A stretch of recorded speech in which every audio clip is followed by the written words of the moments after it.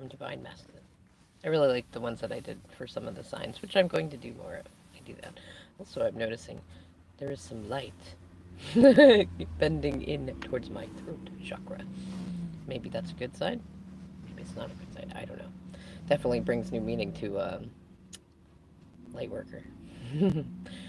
Anyways, so I have pulled 4 cards from 4 different decks, and I am just going to give my first assessment of what they mean, including with the title, which is "Listen to Your Heart." Now, this is a message. It feels like they'll vary, but this one in particular feels kind of like where divine masculines are at and what they would like you to know. The first card we got is Choku Rei.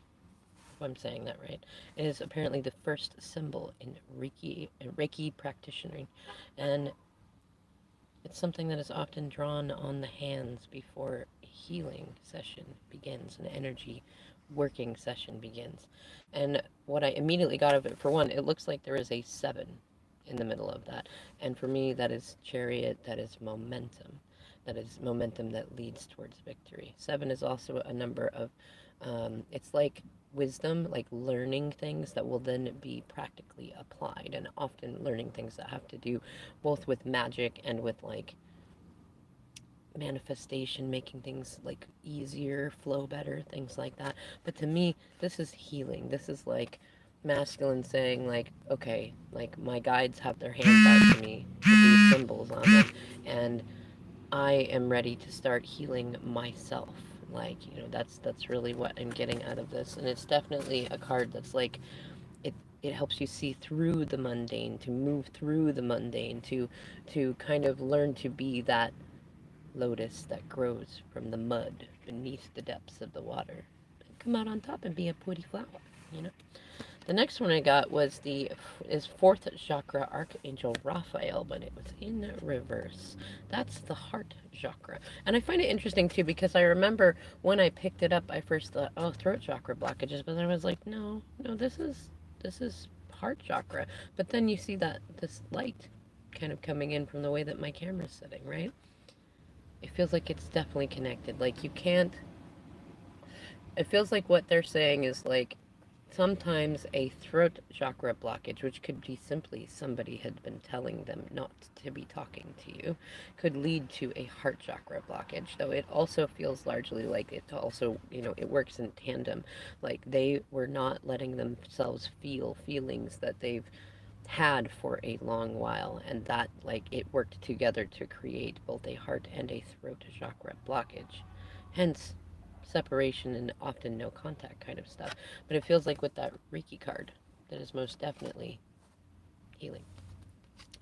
And to fit along with that, of course it fits, Ace of Swords, which is often about communication, though I feel like what DMs are saying, there's 2 parts of this. One is there is swift communication coming towards you that will tell you the truth. This is a new beginning in communication and thought, especially thoughtfulness.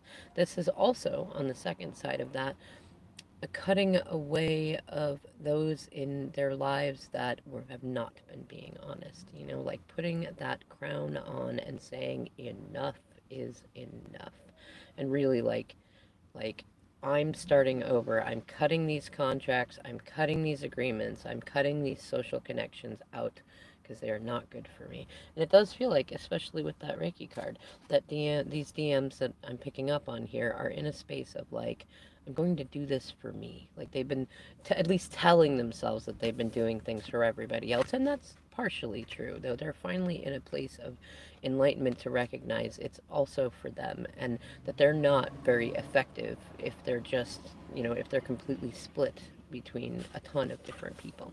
Last but not least, we have the staff foundations in my shamanic oracle deck.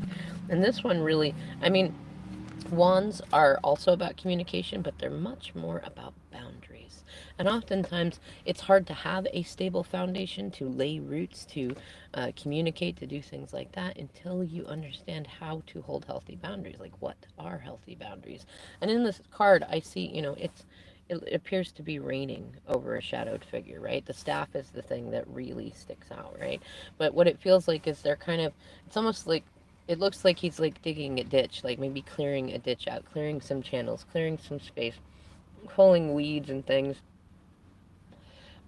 probably metaphorically speaking, out that have been blocking communication. And it fits in with the other cards to that, what they're saying is they are listening to their hearts. And that, they're asking you to do the same. And they're seeing a lot of things in 3D that for them it makes sense. It made sense for old versions of them to run away, to go away, to keep the blockages up, though they are really feeling that there is something more. And they recognize that you two share a lot of those similar sorts of experiences. And so, especially if you've been the kind of person to tell them to listen to their hearts, they're sending that energy to you, both in a sense of like, listen to your heart and do what makes you happy because they find it beautiful and attractive, but also listen to your heart in terms of how you feel about them, no matter what sort of 3D things are going on around. And they're learning to do the same.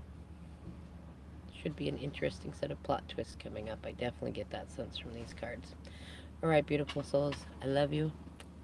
See you in the next video.